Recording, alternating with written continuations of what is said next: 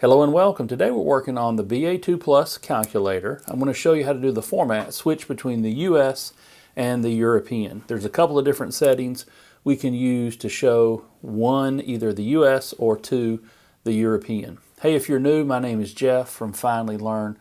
I teach a lot of financial content, accounting and finance, so let's get started.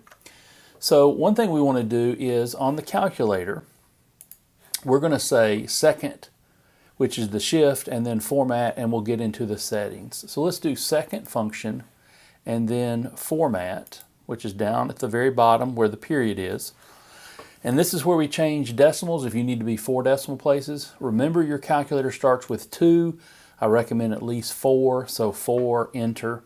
Let's just go down arrow and see what we have. The first one, if we go down arrow a couple of times, then we have the US, and it says, hey, you want to format this? You can set it. So the US date format, is month, day, year. And so apparently this is a Monday, December 31st, 1990. I guess that was a Monday. Who knew? I don't remember. It's a long time ago.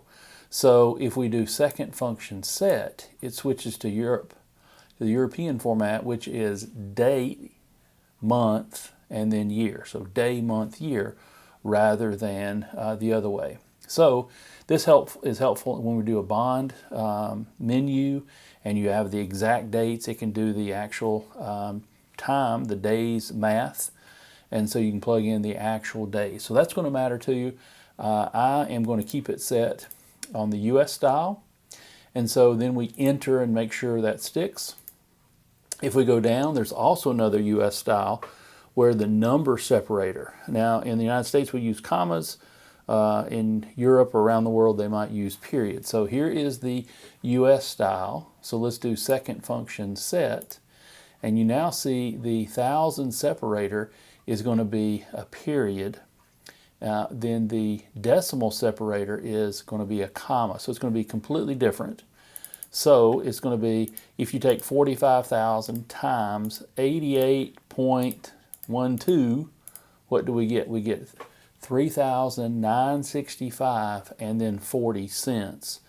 If it's in dollars or whatever, but the thousand separator is now going to be a period. So that is the format for the European. So if we want to go back and change that, second function format, decimal will go down a couple of times. I want to have it where I want the comma to be my thousand separator, so second function set, and then clear out of that, and we're good to go on that. Now, these are the two ways that will be different with US and with European.